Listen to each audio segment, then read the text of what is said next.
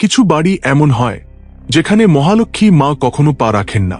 হ্যাঁ, ছোট ছোট ভুলগুলো, এগুলোই লক্ষ্মী দেবীকে বাড়ি থেকে দূর করে দেয়। তিনি চলে গেলে সেখানে থাকে শুধু কষ্ট, বেদনা, দারিদ্র্য। আজ আমরা কোন কোন কাজ লক্ষ্মী মাকে রাগিয়ে দেয়? একজন মহিলার কর্ম বাড়িতে সুখ আনে না, দারিদ্র্য আনে, তা জানব। অনেক পুরনো কথা। একটা ছোট গ্রাম, কয়েকটা বাড়ি মাত্র, চারদিকে ধানের ক্ষেত, কাদার গলি, মাটির গন্ধ। গ্রামের মাঝে সেট রামদয়ালের বাড়ি। রামদয়াল কোনো বড় জমিদার নয়, কিন্তু কষ্ট করে কাজ করে, সততা আছে। গ্রামে সবাই সম্মান করে শেঠজি বলে ডাকে। ধানের ছোট ব্যবসা, কিন্তু ধীরে ধীরে বেড়েছে। সকালে সূর্য ওঠার সঙ্গে কাজে বেরোয়। সন্ধ্যায় ক্লান্ত হয়ে বাড়ি ফিরলে স্ত্রী সুশীলাবাই দরজায় ছোট হাসি নিয়ে স্বাগত জানায়। সুশীলাবাই খুব শান্ত আর সংযমী মহিলা।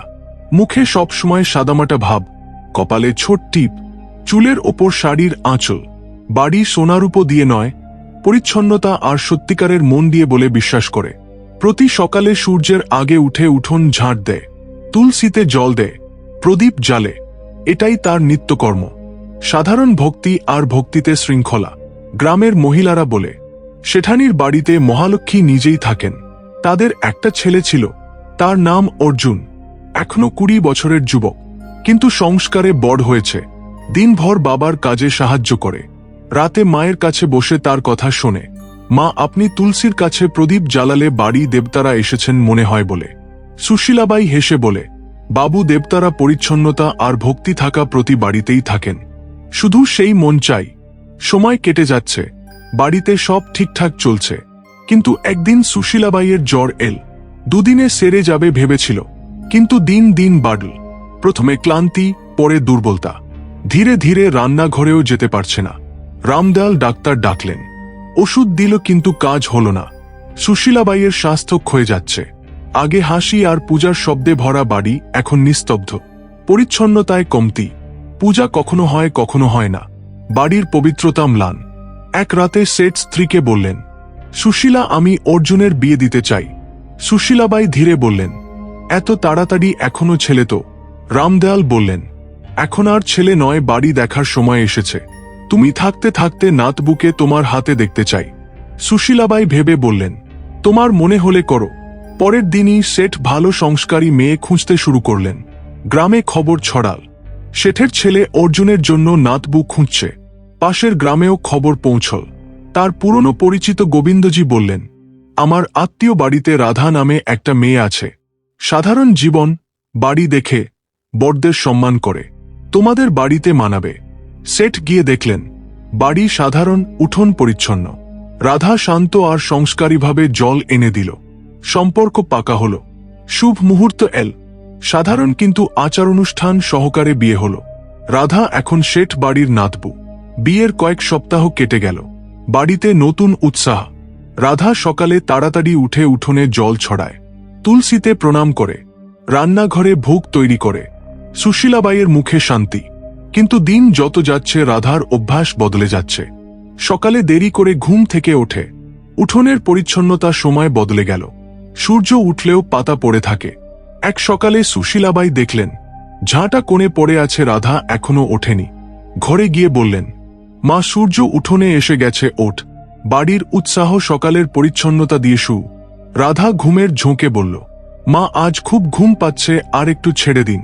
সুশীলাবাই বললেন, দেরি করে উঠলে মনে আলস্য আসে। লক্ষ্মীদেবী বাড়ির পথ ভুলে যান।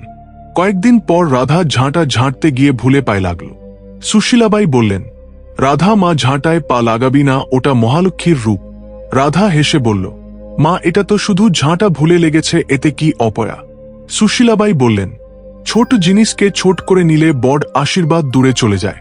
ঝাঁটা পরিচ্ছন্নতার সাধন নয়, মাটি সরানো লক্ষ্মীর আশীর্বাদ। আরেক ঘটনা, রাধা খাওয়া শেষে বাসন পেঁয়াজের কাছে রেখে ঘুমোতে গেল। সকালে সুশীলাবাই বললেন, মা, রান্নাঘর অন্নপূর্ণার ঘর, সেখানে মাটি রাখিস না। রাতে মাটি থেকে নেগেটিভ শক্তি জন্মায়। রাধা বলল, মা, আপনি সবসময় চিন্তা করেন আমি পরিচ্ছন্ন করে দেব। সুশীলাবাই বললেন, সন্ধ্যার কাজ সকাল পর্যন্ত ঠেলে দেওয়া, আশীর্বাদকেও ঠেলে দেওয়া। সন্ধ্যার সময় রাধা ঝাঁটা তুলে উঠোন ঝাঁটতে শুরু করল। সুশীলাবাই বললেন, রাধা সন্ধ্যায় ঝাঁটা ব্যবহার করিস না মা, এই সময় মহালক্ষ্মী বাড়িতে আসেন।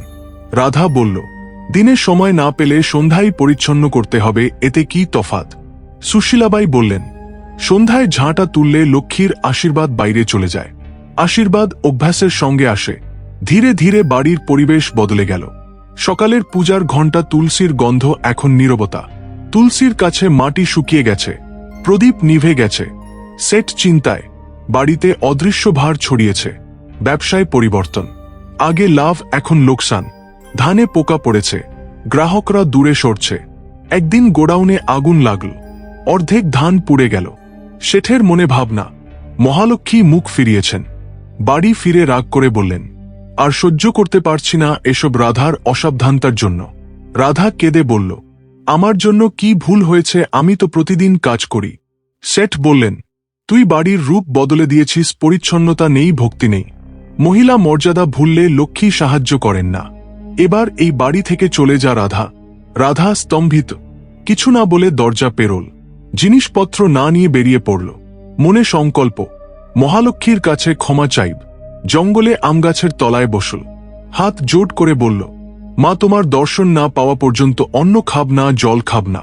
তৃতীয় দিনে মহালক্ষ্মী দর্শন দিলেন। মহালক্ষ্মী বললেন, মা এই 10টা ভুল করলে আমি বাড়ি থেকে দূরে যাই। প্রথম ভুল, ঝাঁটায় পা লাগলে অপমান। দ্বিতীয় ভুল, বাসন পেঁয়াজের ওপর রাখলে অসুচি। তৃতীয় ভুল, দরজায় বসে খেলে স্বাগত নষ্ট। চতুর্থ ভুল, সন্ধ্যায় ঝাঁটা তুললে আমাকে বাইরে ঠেলে দেওয়া। পঞ্চম ভুল, দেরি করে উঠলে আলস্য শক্তি নষ্ট। ষষ্ঠ ভুল, উঠোন পরিচ্ছন্ন না হলে মাটি আমাকে দূর করে। সপ্তম ভুল, বাসন রাতে রাখলে অন্ধকার ডাকা। অষ্টম ভুল, দরজা পায়ে খুললে মর্যাদায় আঘাত।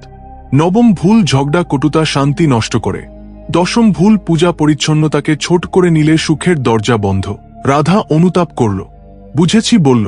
মহালক্ষ্মী বললেন, তুই ভুল স্বীকার করেছিস, এবার বাড়ি আলোকিত হবে। যা মা, আবার শাশুড়ির বাড়ি। রাধা বাড়ি পৌঁছল। সুশীলাবাই দৌড়ে এসে স্বাগত জানালেন। সেই দিন থেকে বাড়িতে উৎসাহ ফিরে এল। ব্যবসা ঠিক হল। গ্রামে কথা, মহালক্ষ্মী আবার বস্তি করেছেন। বন্ধুরা মনে রাখবেন, বাড়িতে মাটি রাখা মহিলারা দেরি করে উঠলে, বাসন রাখলে, সন্ধ্যায় ঝাঁটা তুললে, পরিচ্ছন্নতাকে ছোট করে নিলে, সেরকম বাড়িতে মহালক্ষ্মী আসেন না। সুখ থাকে না, দারিদ্র্য কষ্ট মাত্র। মহালক্ষ্মী পরিচ্ছন্নতা, সততা, ভক্তি থাকা বাড়িতেই থাকেন। এই 10টা ভুল ছাড়ুন, বাড়ি পবিত্র রাখুন। গল্প ভালো লাগলে লাইক করুন, শেয়ার করুন, সাবস্ক্রাইব করুন।